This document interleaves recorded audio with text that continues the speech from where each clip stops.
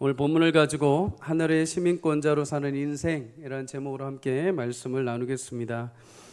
지난 시간에 이어서 바울은 예루살렘으로 돌아오죠. 그러나 예루살렘에 오자마자 유대인들의 위협이 이어지게 됩니다. 천부장의 허락하에서 유대인들 앞에 서서 담대하게 자신의 변론을 하죠. 자신이 과거에 어떻게 살았던 인물이고 또 예수님을 어떻게 만났고 예수님이 나에게 어떤 사명을 주셨는지를 잘 변론을 하는 내용이 담겨 있습니다. 그런데 변론을 듣던 유대인들이 어떻게 반응을 하는가? 오늘 22절에서 23절에 이렇게 말씀을 하죠. 이 말하는 것까지 그들이 듣다가 소리질러 이르되 이러한 자는 세상에 없애버리자 살려둘 자가 아니라 하여 떠들며 옷을 벗어 던지고 티끌을 공중에 날리더라. 옷을 벗고 티끌을 공중에 날린다는 것, 상대방에 대해서 분노하고 저주를 하는 것 같습니다. 우리도 종종 이렇게 좀 좋지 않은 예화이지만 사람들이 이렇게 싸우다가 이렇게 울통을 벗으시는 분들이 있죠. 그 사람에 대해서 살해 위협을 힘으로 내가 너를 강압적으로 강제할 거야 라는 의미가 담겨 있죠. 마찬가지입니다. 이스라엘에서도 그 상대방을 향해서 내가 죽이고자 저주하고자 하는 제스처는 옷을 벗어던지고 흙을 뿌려버리는 것이죠. 바울의 변론이 담긴 설교를 듣고 유대인들이 감정이 굉장히 분노로 휩싸이게 됩니다. 그런데 여러분, 이들이 처음부터 분노한 것은 아닙니다. 처음부터 분노한 것 아닙니다. 22절에 보면 이 말하는 것까지 그들이 듣다가 이렇게 표현합니다. 바울의 변론을 처음에는 잘 들었습니다. 처음에는 잘 경청을 했다는 거죠. 그런데 어느 순간 갑자기 어떤 이야기를 듣자마자 바울을 죽여야겠다라고 마음에 갑자기 요동치기 시작을 한 것입니다. 그렇다면 어떤 말이 유대인들의 심기를 건드렸을까요? 18절에 보면 주께서 나로 하여금 예루살렘에서 나가라. 그들은 네가 내게 대하여 증언한 말을 듣지 아니하리라 이렇게 말씀하셨다고 하죠. 이 말을 시작으로 유대인들이 이제 마음이 요동치기 시작을 합니다. 예루살렘에서 나가라. 바울아, 예루살렘의 유대인들은 네 말을 듣지 않을 것이니까 예루살렘을 떠나라 라는 말입니다. 유대인들은 마치 자신들이 하나님을 대적하는 것처럼 그 말이 들렸을 것입니다. 그런데 더 중요한 이유가 한 가지 있습니다. 이들이 분노하게 된 격발점이 하나 있죠. 21절을 다 함께 읽습니다. 시작. 나더러 또 이르시되 떠나가라. 내가 너를 멀리 이방인에게로 보내리라 하셨느니라. 아멘. 유대인들은 바울이 하나님의 복음을 증거하기 위해 이방인에게 보냄을 받았다라는 이 말을 듣자 바울을 죽이기 결단합니다. 유대인들에게 이방인은 개종하기 위한 대상이기도 했습니다. 다만 이들을 굉장히 천하게 여겼죠. 이방인들을. 그래서 어떻게 개종을 하려고 했느냐? 너희가 우리와 같이 똑같이 구원받으려면 우리처럼 율법을 지켜야 되고 할례도 받아야 된다. 유대인화시키는 조건을 이방인들에게 내걸었습니다. 바울이 이방 선교하는 동안에 예루살렘 유대인들은 항상 이거 가지고 계속 논쟁을 했습니다. 우리가 몇 주 전에 말씀을 나눌 때 예루살렘으로 바울이 돌아왔을 때 예루살렘의 지도자였던 야고보가 있었죠. 야고보는 바울이 예루살렘에 도착했을 때 유대인들의 눈에 가시가 되지 않기 위해서 그들의 마음을 누그러뜨기 위해서 바울에게 한 가지 조언을 합니다. 네가 하나님 앞에 서원한 사람들을 지원하는 것처럼 율법을 지키는 것처럼 보여주어라 라는 것이죠. 타협을 하라는 모습을 보여주었습니다. 그때 바울은 타협하는 것처럼 보여주었습니다. 하지만 오늘 바울은 정면으로 유대인들의 정곡을 적나라하게 찌릅니다. 나도 너희들과 같이 유대인으로 열심을 내던 자이다. 그러나 예수님을 만나고 나서 하나님이 나를 율법이 아닌 주를 향한 믿음으로 이방인들에게 복음을 전하는 증인으로 삼으셨다. 그리고 하나님은 이 말을 너희가 듣지 않을 거라 하시며 나보고 예루살렘을 떠나라고 하셨다. 대신 너희가 듣지 않는 그 복음을 하나님이 귀하게 사랑하시는 이방인들에게 가서 전하라고 하셨다. 여러분, 자신들만이 하나님의 백성이요 선민 사상으로 자부심에 사로잡혀 있던 유대인들에게 이 말 자체는 굉장한 분노를 일으켰을 것입니다. 자부심도 다 깨뜨리는 말이죠. 그리고 이 마음을 유대인들은 주체하지 못해서 바울을 죽이려고 달려들기 시작을 합니다. 여기서 우리는 여러분 두 가지 교훈을 얻을 수 있습니다. 첫째는 여러분, 말씀이 나의 정곡을 찌를 때마다 새롭게 변화되는 은혜를 사모할 수 있기를 축복합니다. 여러분, 하나님께서 나로 하여금 복음을 듣고 믿음으로 반응케 하신 것은 하나님의 큰 은혜와 사랑인 줄 믿습니다. 여러분, 왜 그렇습니까? 동일한 복음을 듣고 어떤 사람은 믿음으로 반응을 하지만 어떤 이들은 오히려 자신의 주장을 굽히지 않는 쪽으로 방향을 선택하기 때문입니다. 사도행전 2장에 보면 오순절에 놀라운 역사를 입은 베드로가 설교를 하죠. 설교를 할 때 그곳에 모여있던 많은 사람들이 그 복음을 듣고 회개하고 돌이킵니다. 세례를 받습니다. 주의 사함을 받습니다. 그 복음을 듣고 하나님 나라가 그들의 인생 가운데 임했죠. 근데 오늘 본문에 등장하는 이 유대인들처럼 바울의 복음의 선포를 들음에도 오히려 그것을 통해서 분노가 일어날 수 있습니다. 적대시하는 모습을 보일 수 있다는 거죠. 그렇다면 여러분, 이 두 부류는 어떤 부분에서 차이를 만들어냈을까요? 사도행전 2장 37절에 보면 베드로의 설교를 듣고 회개하고 돌이킨 무리들을 향해서 말씀이 이렇게 고백을 합니다. 이 말을 듣고 마음에 찔려 베드로와 다른 사도들에게 물어 형제들아 우리가 어찌할꼬 라고 그들은 말합니다. 그리고 오늘 사도행전 7장 54절에 스데반의 복음 설교를 듣고 그곳에 있던 사람들 역시 그 말을 듣고 마음에 찔려까지는 똑같습니다. 그런데 이들은 다르게 반응합니다. 그 말을 듣고 마음에 찔려 그를 향하여, 스데반을 향하여 이를 갈았다라고 말씀합니다. 여러분, 주의 말씀을 들었을 때 두 부류가 다르게 반응을 합니다. 한 부류는 그 말씀에 찔려 어찌할꼬 하고, 한 부류는 그 말씀에 듣고 이를 갈았다라고 하죠. 그런데 공통적으로 말씀이 이들에게 동일하게 행하신 것이 있습니다. 그것은 바로 마음을 찌르는 것입니다. 여러분, 그런데 그 마음의 찔림을 받고 그 뒤에 그 찔림에 반응하는 차이가 달라지죠.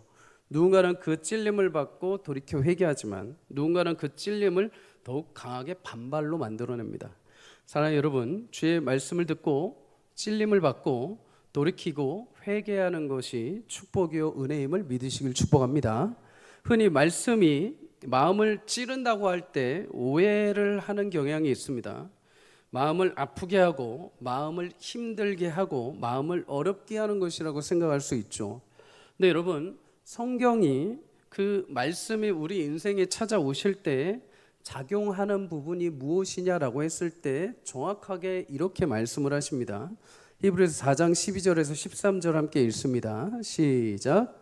하나님의 말씀은 살아있고 활력이 있어 좌우의 날선 어떤 검보다도 예리하여 혼과 영과 및 관절과 골수를 찔러 쪼개기까지 하여 또 마음의 생각과 뜻을 판단하나니 지은 것이 하나도 그 앞에 나타나지 않음이 없고 우리의 결산을 받으실 이의 눈앞에 만물이 벌거벗은 것 같이 드러나느니라. 아멘. 여러분, 하나님의 말씀이 우리 가운데 찾아올 때 어떤 작용을 하시는지 적나라하게 말씀을 합니다.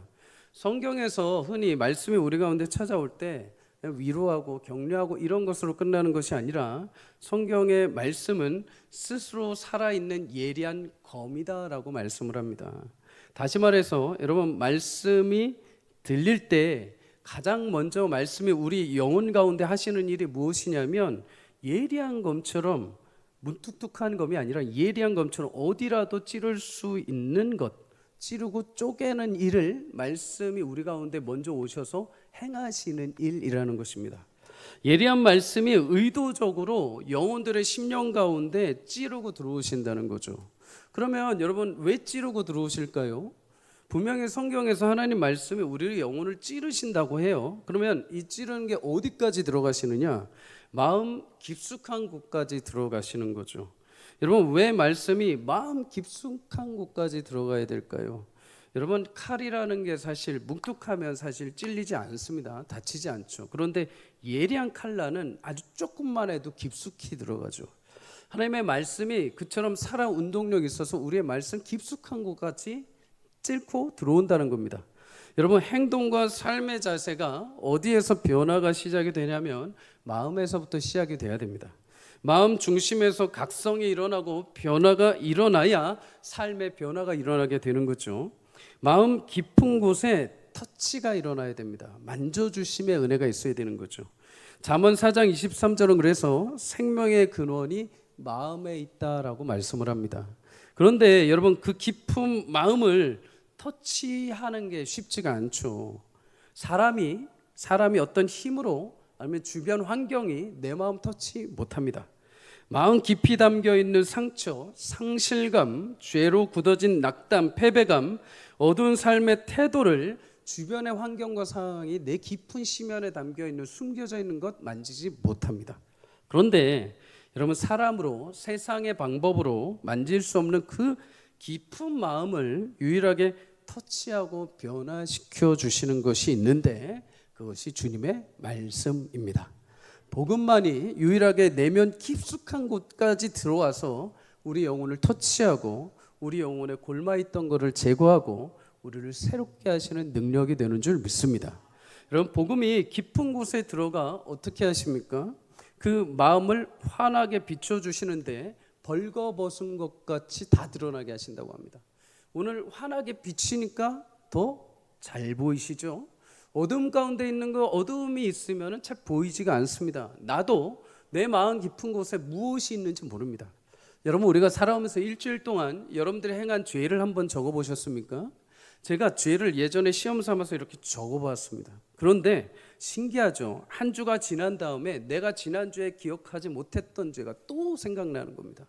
여러분, 우리는 우리 내면의 어두운 부분을 나도 잘 모릅니다. 내 안에 어떤 마음과 어떤 죄악들이 숨겨져 있는데 우리도 잘 모르고 거기에 휩쓸려 살아갈 때가 있습니다. 근데 여러분, 마음에 숨겨뒀던 모든 것들, 내 실패와 좌절과 낙담과 인생의 오류들마저도 그 말씀이 치고 들어오셔서 그 영혼의 빛을 비추셔서 전인격적인 깨달음과 자신의 한계, 자신의 부패성, 그리고 이 인생에서 절망 가운데 있는 이 인생을 구원할 자가 하나님밖에 없으심을 처절하게 깨닫게 하시는 것입니다. 여러분, 그러면 그렇게 비치기만 하면 끝나는가? 아니요. 그 빛은 단순히 우리의 연약함, 잘못된 것을 비춰서 부끄럽게 하시는 것이 아닙니다. 여러분, 태양빛이 아주 조리기에 잘 태양빛이 모이면 그거는 아주 초점을 맞추면 그 초점 맞춘 곳을 타오르게 되어 있죠. 불타게 되어 있습니다. 하나님의 생명의 빛은 우리의 죄 가운데 정확하게 비추십니다. 우리의 연약함, 우리의 잘못된 것, 우리가 여전히 묶여있는 죄의 어두움들을 정확하게 비춰서 그거를 태워버리시는 거죠. 태워버리고 우리 가운데 거기에 무엇을요? 새살을 돋게 하십니다. 우리의 영혼을 다시 수송케 하시는 생명의 빛이 되어주시는 것이죠. 여러분, 예전에 군대 복무하셨던 분들은 아실 것입니다.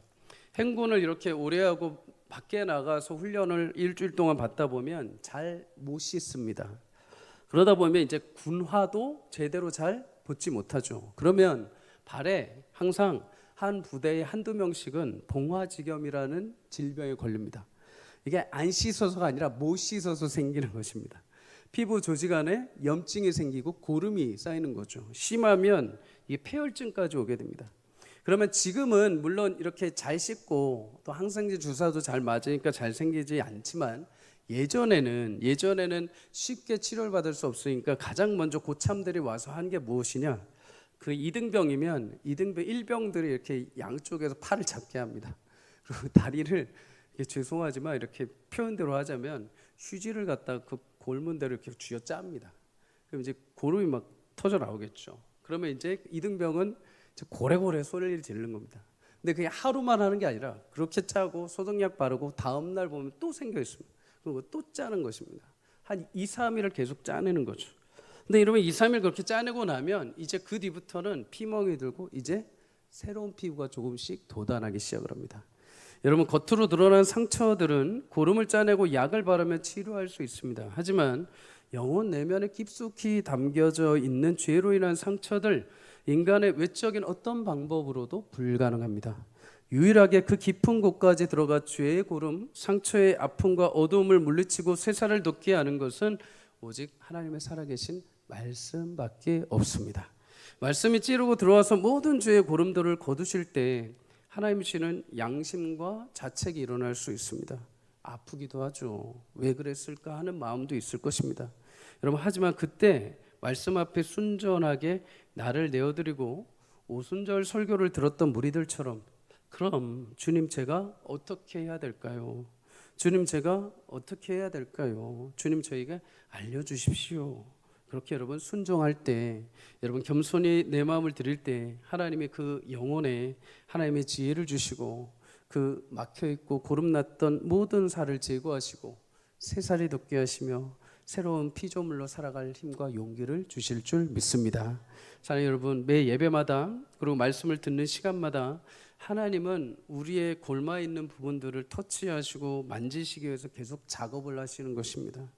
말씀이 들리게 하시는 이유는 그냥 내가 좋은 이야기, 그냥 세상적인 어떤 지식을 만족시켜주기 위해 듣는 것이 아니라 내 영혼을 하나님 앞에 스캔하는 작업입니다. 우리가 매일 새벽마다 말씀을 듣는 것, 금요일마다 주일마다 말씀 듣는 이유는 내가 하루라도 그게 골마 있는 고름이 계속 있으면 그게 나중에는 점점점 큰 병폐가 되기 때문이죠. 근데 그거 아무도 손 못 댑니다. 세상 사람들이, 주변 환경이 나를 손대주지 못합니다.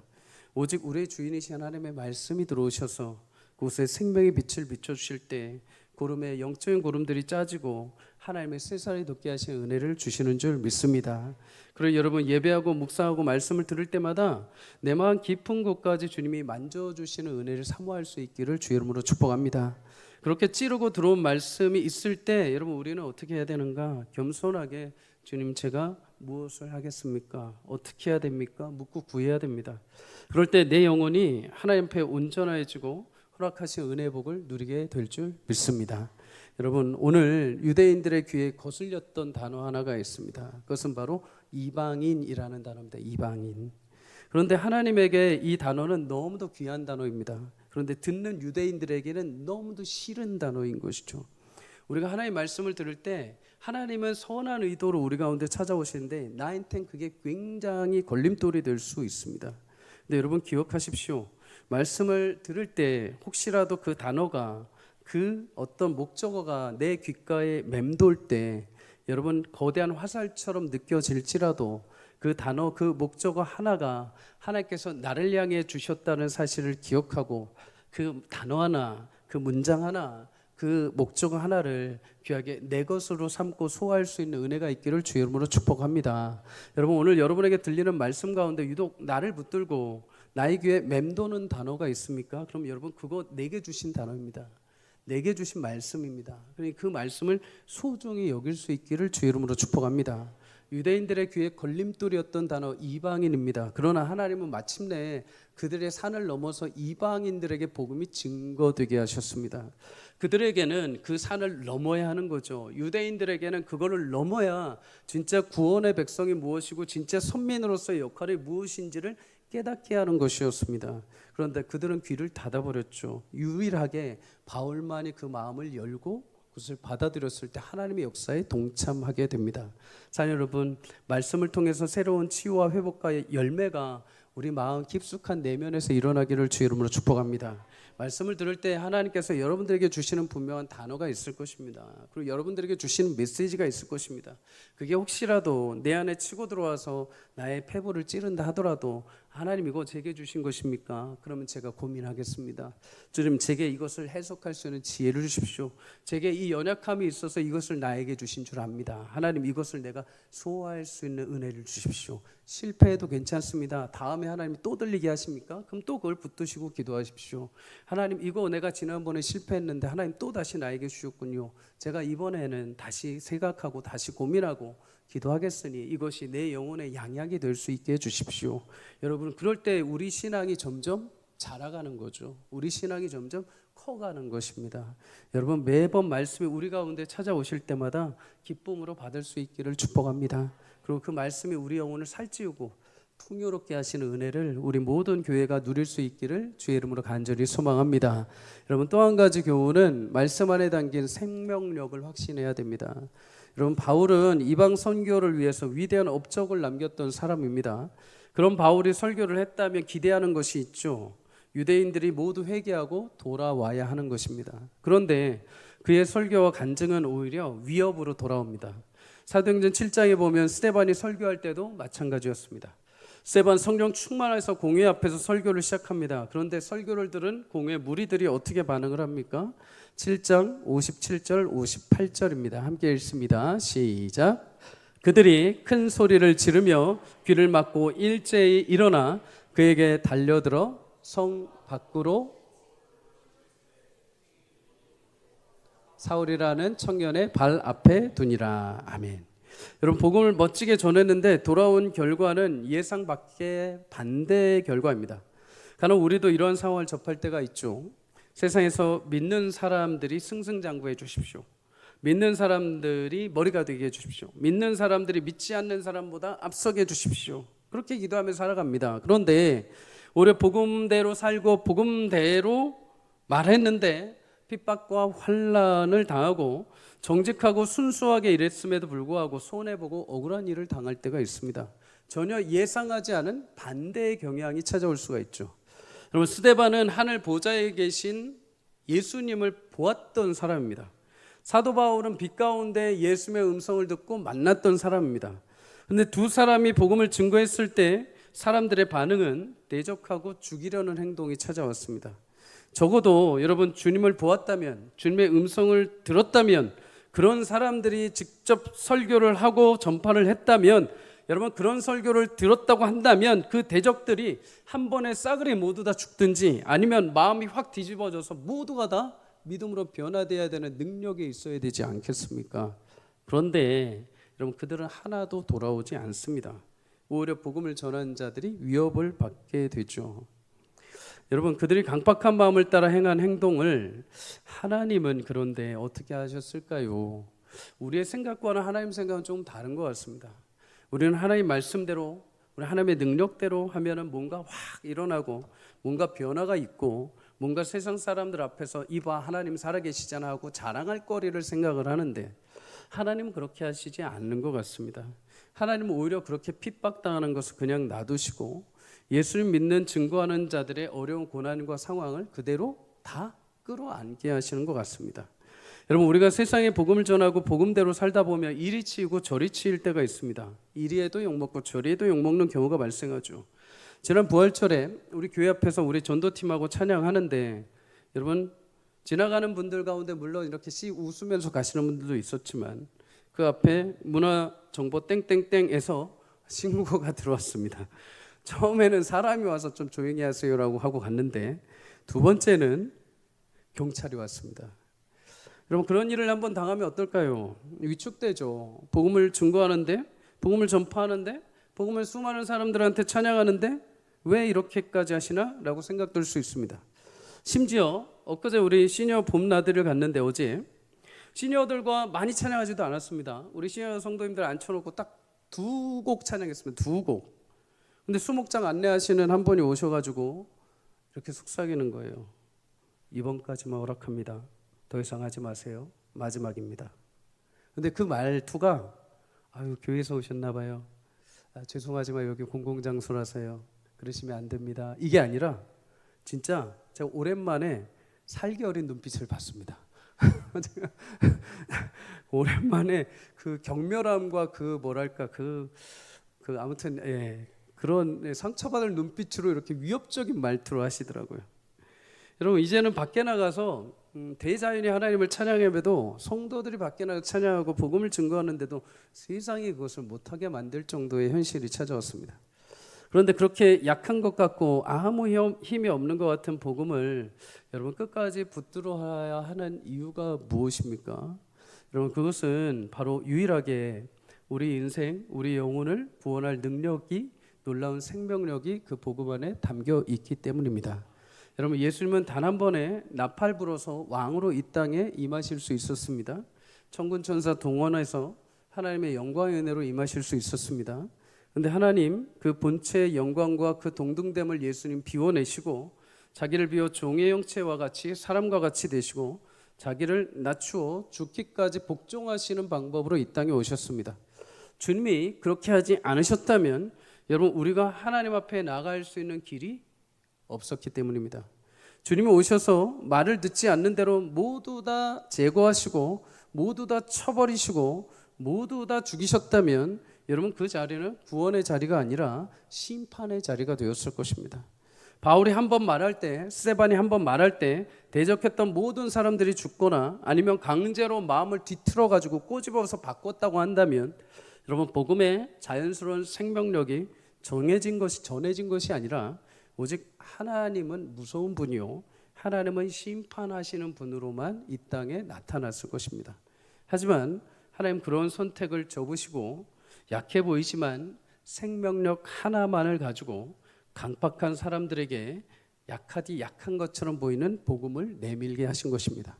복음을 전하는데 세상이 미련하다고 핍박하면 너희가 그 핍박을 받아주라는 것입니다. 복음을 전하다가 신고가 들어오면 신고 받아주라는 것입니다. 찬양하다가 찬양하지 말라고 매서운 눈초리로 경고를 당하면 경고 받아주라는 것입니다. 여러분 왜요? 세상이 그렇게 핍박하고 신고하고 경고해도 복음의 생명력은 세상이 막을 수 없기 때문입니다. 사랑 여러분, 점점 진리는 사라지고 타락해져가는 세대 가운데 복음이 정말 힘이 있는 걸까라고 의심할 수 있습니다. 물론 복음은 늘 항상 고난 가운데 치이는 것처럼 보일 수 있습니다. 하지만 과거에도 그랬고 지금도 그렇고 앞으로도 영원히 그럴 것은 복음에 담긴 예수님의 생명력이 마침내 하나님 나라를 완성하실 것을 기억하시기를 축복합니다. 여러분 어떤 시련 속에서도 어떤 강박한 영혼들에게도 그 생명력은 반드시 열매 맺게 되어 있습니다. 세상에서 우리처럼 강박했던 사람들이 또 어디 있습니까? 돌이켜보면 주님이 나를 이 자리에 부르지 않았다면 세상에서 누구에게도 뒤처지지 않을 강박한 마음으로 살았을 존재들입니다. 우리를 스스로 바라볼 때 복음의 위대한 능력과 생명력을 우리는 보게 되죠. 여러분 오늘도 여전히 복음 안에 담겨있는 영원한 생명력을 통해서 하나님이 끊임없이 일하신다는 사실을 기억하시기를 바랍니다. 오늘 실패한 것 같고 그 힘의 능력이 보이지 않는다 하여 낙심하지 마십시오. 이사야 60장 22절은 우리에게 이렇게 말씀을 하십니다. 함께 읽습니다. 시작. 그 작은 자가 천명을 이루겠고 그 약한 자가 강국을 이룰 것이라. 때가 되면 나 여호와가 속히 이루리라. 아멘. 여러분 미약하여서 아주 작아 보일지 모르지만 그러한 것이 천을 이룹니다. 강국을 이루는 것처럼 여러분 하나님의 약속의 말씀이 지금은 우리 가운데 작고 아무것도 보일 것 같지도 않고 세상 사람들이 말하는데 아무런 힘이 없는 것 같아 보일지 모르지만 하나님의 거룩한 성취가 일어나는 그때가 반드시 올 것입니다. 여러분 그날의 귀한 열매와 영광이 여러분 가운데 함께 하시기를 주의 이름으로 축복합니다. 그러니 여러분 늘 그 말씀 안에 담겨있는 생명력이 있음을 기억하시고 말씀을 붙드는 힘이 있기를 주의 이름으로 축복합니다. 여러분 유대인들의 과격한 반응을 보고 천부장은 바울을 영내로 데려갑니다. 천부장은 바울이 어떤 잘못을 했는지 신문하기로 결정하죠. 백부장 부하들을 시켜서 바울을 가죽끈에 묶어두고 이제 채찍질을 하려고 시작을 합니다. 그때 바울이 결정적인 순간에 이렇게 말을 합니다. 25절 다 함께 읽습니다. 시작.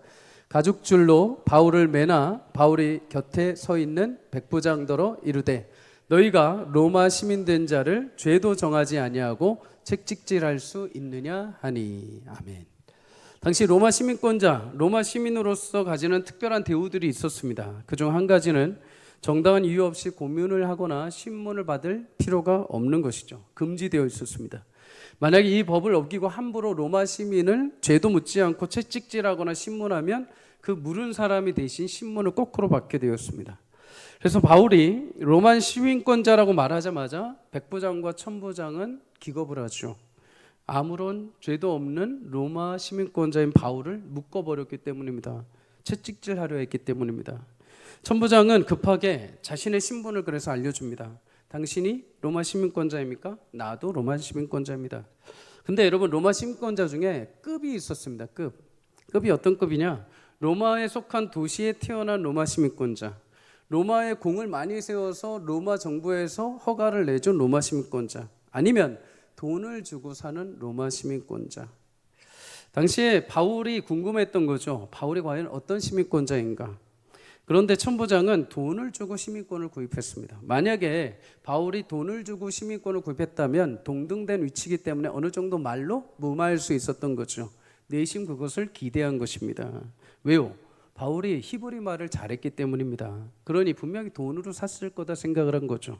그런데 웬걸요? 바울이 자신의 로마 시민권은 언제 주어졌다고 합니까? 나는 태어날 때부터 가졌다. 여기서부터 이제 천부장은 일이 꼬이기 시작을 한 것이죠. 바울은 로마 도시에 속해 있던 속국에서 태어난 사람입니다. 태어날 때부터 로마 시민권을 가진 거죠. 여러분, 우리도 태어날 때 이미 대한민국 시민권을 다 모두 가진 사람들입니다. 대한민국 국민으로서 투표하고 자유롭게 일하고 권리를 누릴 수 있죠. 근데 우리에게 또 다른 시민권이 하나 더 있습니다. 다 같이 아시는 바대로 빌립보서 3장 20절에 바울이 고백한 것처럼 하늘의 시민권이 우리 가운데 있는 줄 믿습니다. 바울은 로마에 속한 도시 소아시아 지역에서 태어나서 로마 시민권을 가진 자입니다. 하지만 로마 시민권보다 바울은 항상 하늘 시민권을 더 기뻐하고 더 좋아했습니다. 성도들에게, 교회들에게도 그 로마 시민권을 자랑하기보다도 하늘 시민권이 너에게 있다라고 더 우리에게 말씀을 하고 있죠. 사랑하는 여러분, 우리에게 이 땅의 시민권뿐만 아니라 하늘의 시민권이 주어진 줄 믿습니다. 이 땅의 시민권은 잠시 옥에 갇히는 정도에서 구해줄 수 있지만 하늘의 시민권은 영원한 지옥의 형벌에서 우리를 해방시켜주는 구원의 특별한 은혜가 있는 줄 믿습니다. 그런데 오늘 바울이 로마 시민권을 사용한 것을 통해서 마지막으로 한 가지 교훈을 얻을 수 있습니다. 여러분, 성도는 이 땅에 허락하신 시민권을 주의 나라를 위해 적극적으로 사용해야 될 줄 믿습니다. 바울은 다른 곳에서 로마 시민권을 자랑하지 않습니다. 다른 곳에서 자신의 개인이나 자신의 어떤 특별한 위치를 위해서 로마 시민권을 나타내지 않습니다. 오직 복음을 증거함으로 인해서 감옥에 갇히고 매를 맞는 위기가 찾아올 때 로마 시민권을 사용을 합니다. 오직 복음을 위해서 자신의 시민권과 특권을 사용한 것이죠. 우리는 분명 하늘 시민권자들입니다. 동시에 하나님이 여러분 각 개인에게 이 땅의 시민권을 주셨습니다. 이 땅에 허락하신 여러분만이 가지고 있는 특권, 여러분만이 가지고 있는 능력, 여러분만에게 허락하신 건강, 여러분만에게 허락하신 지혜, 여러분에게만 허락하신 물질들이 분명히 있습니다. 여러분, 이 땅에서 내게 주신 그 시민권과 그 특권과 능력을 주를 위해 사용할 수 있는 은혜가 있기를 주 이름으로 축복합니다. 요셉이 그러했죠. 여러분, 13년간 종살이하고 억울한 일을 마친 이후에 그는 마침내 그 당시에 패권을 가지고 있던 애굽의 국무총리가 됩니다. 13년 동안 내가 그렇게 고생해서 애굽의 국무총리가 됐으면 여러분 그 권세를 가지고 이제 무엇을 하시겠습니까? 세상 사람들은 그 권세 가지고 평생을 자기만 먹고 잘 살려고 생각을 하겠죠. 그런데 여러분, 요셉이 그렇게 국무총리가 된 이유가 무엇이고 또 그것을 어떻게 사용을 합니까? 그 기근 가운데 애굽이란 나라를 위해서, 더 나아가서 하나님이 그의 아버지 야곱의 후손에게 허락하신 하나님의 약속을 이루기 위하여 그들을 애굽으로 불러들여서 자신의 힘을 가지고 그들을 살려내고 살 수 있는 거처를 마련해 줍니다.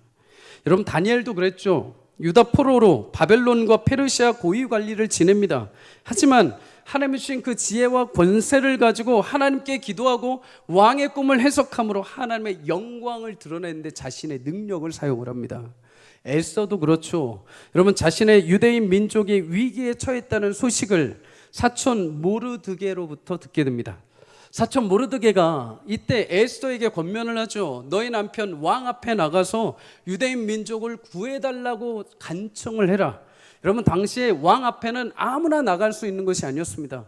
왕 앞에 딱 나갔는데 왕이 자신이 가지고 있던 홀 지팡이를 내밀지 않으면 왕 앞에 함부로 나왔다고 해서 모두 직결 처형을 당하게 됐습니다. 심지어 아내라 하더라도, 에스더라는 여왕이라 하더라도 왕이 그 판을 내주지 않으면, 그 홀을 내밀지 않으면 죽음의 위협에 처하는 것이죠. 여러분, 그런데 이때 모르드게 사촌이 에스더에게 용기를 가지고 나가라고 합니다. 그때 모르드게가 에스더를 건면할 때 뭐라고 하신지 아십니까? 에스더 4장 14절에 네가 왕후의 자리를 얻은 것이 이때를 위함이 아닌지 누가 알겠느냐.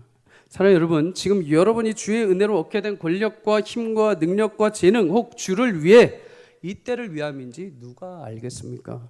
여러분이 가지신 이 땅에서의 능력과 재능이 혹 지금 이 시점에 교회와 하나님 나라를 위해서 하나님이 사용하시라고 주신 것인지 어떻게 알 수 있겠습니까? 여러분, 이 땅에서 하나님 주신 시민권, 재능과 능력을 주를 위해 사용하는 은혜가 있기를 주의 이름으로 축복합니다.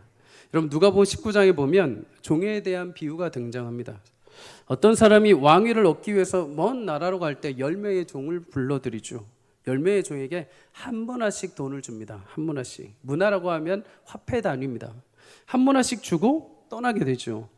종들은 그 한 문화를 가지고 어떤 종은 10문화를 장사해서 10문화를 남기고 어떤 종은 5문화를 남기기도 합니다. 근데 어떤 종은 그 한 문화를 그대로 숨겨두었다가 주인이 왔을 때 한 문화 그대로 내놓게 됩니다. 주인이 돌아와서 그 문화를 남긴 종들, 10문화, 5문화를 남긴 종들을 착한 종이라고 칭찬합니다. 그리고 그들에게는 이번에는 더 많은 고을을 주면서 권세를 허락해 주죠.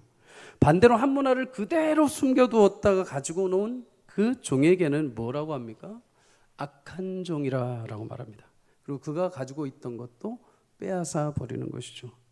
제가 요즘에 계속 영적으로 하나님께서 주시는 도전들이 있습니다.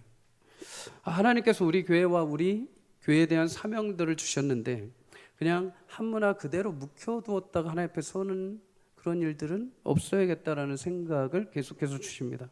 한 문화가 아니더라도 최소한 2문화, 최소한 5문화 정도는 하나님 앞에 만들어서 주님 오시는 그날 드려야 하지 않겠나는 마음들이 일어납니다. 자녀 여러분, 저뿐만 아니라 우리 모든 성도님들, 우리에게 주신 그 귀한 시민권을 하나님 나라를 위해서 귀하게 사용할 수 있기를 주의 이름으로 축복합니다.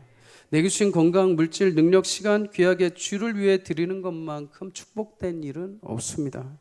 모든 것이 사실 여러분 이 세상의 것은 다 지나가게 되어 있죠. 이 세상에 내가 많은 것을 뿌려두고 내가 많은 것을 무엇인가를 심어도 이 세상은 마지막에 다 지워지고 사라지게 되어 있죠. 오히려 여러분 그것을 과연 내가 누구를 위해 어떻게 남길 것인가, 어떤 결실을 남길 것인가가 더 중요한 것입니다.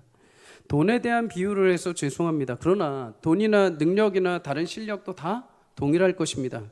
예전에 김장하 선생을 대해서 예화로 말씀드렸을 것입니다. 젊은 날부터 벌어온 그 돈을 돈이 없어서 공부 못하는 학생들에게 장학금으로 줘서 그가 대학원, 대학생 생활까지 할 수 있도록 지원하셨던 분이죠. 근데 이분의 책을 보면서 한 가지 느낀 것이 있습니다. 이분의 책에 이렇게 얘기를 하시더라고요. 돈은 똥하고 똑같다. 무슨 의미인지 아십니까? 돈은 똥하고 똑같다. 쌓아두면 썩고 냄새가 나지만 뿌리면 그것이 거름이 되어 아름다운 열매를 맺는다. 여러분 돈뿐만이 아니죠. 내게 있는 실력, 내게 있는 재능, 내게 있는 능력 역시 나 혼자 가지고 나만 쓰다 보면 그거 나중에 다 썩고 사라지는 것입니다. 그러나 주의 나라를 위해서 그것을 뿌리고 그것을 나타내고 그것을 누군가를 위해서 헌신하면 특별히 주의 나라를 위해서 심으면 그것이 훗날 30배, 60배, 100배의 결실을 맺는 은혜를 베풀어 주실 줄 믿습니다. 사랑하는 여러분, 하나님 나라를 위해서 심으시기를 주의 이름으로 축복합니다. 영원한 하나님 나라, 그것은 씻을 수가 없는 곳입니다. 그곳은 그냥 지나가 없어질 곳이 아닙니다. 여러분들이 그 나라를 위해서 귀하게 심어 놓을 때 주님 오시는 그날 그것이 아름답게 성취되고 열매 맺는 것을 반드시 보게 될 줄 믿습니다. 여러분에게 허락한 귀한 재능들, 능력들, 실력들, 가치들 모두 주의 나라를 위해서 아름답게 나의 시민권을 드릴 때 하나님께서 귀하게 열매 맺는 축복이 있기를 주의 이름으로 간절히 소망합니다. 말씀을 마칩니다. 사랑하는 여러분, 주의 말씀이 들릴 때마다 그 말씀이 나를 살리고 나를 성장시키시는 하나님의 음성으로 달려올 수 있기를 주의 이름으로 축복합니다. 그 말씀의 귀한 음성이나 단어가 내 안에 박힐 때 하나님 내게 주신 것으로 믿고 주님 내가 어찌하오리까? 주님 이것을 제가 어떻게 소화할 수 있겠습니까? 라고 묻고 구할 때 하나님께서 주시는 귀한 생명의 은혜가 내 안에 고름을 제거하고 아름다운 새살이 돋게 하시는 축복이 있을 줄 믿습니다. 또 한 가지 여러분, 말씀을 늘 확신할 수 있기를 축복합니다. 아무리 세상이 많이 우리를 겁박하고 세상이 이기는 것 같아 보일지라도 예수님은 그 세상 속에서 죽음으로 부활로 승리하신 줄 믿습니다. 복음의 능력을 가진 자답게 담대하게 이 땅을 복음을 붙들고 살아갈 수 있기를 축복합니다. 마지막으로 여러분에게 주신 재능, 여러분에게 주신 시민권은 무엇입니까? 그 시민권 하나님께서 허락하심을 믿고 믿음으로 주의 나를 위해서 사용될 때 아름답게 결실 맺고 열매 맺는 축복이 있기를 주의 이름으로 소망합니다. 그래서 주님 오시는 그날 여러분 모두가 또 우리 교회가 하나님 앞에 칭찬받는 종, 그래서 하나님께서 오신 그날 더 많은 영광의 은혜의 사명을 허락해 주시는 귀한 축복이 여러분과 우리 교회 가운데 임하기를 주의 이름으로 간절히 축복합니다.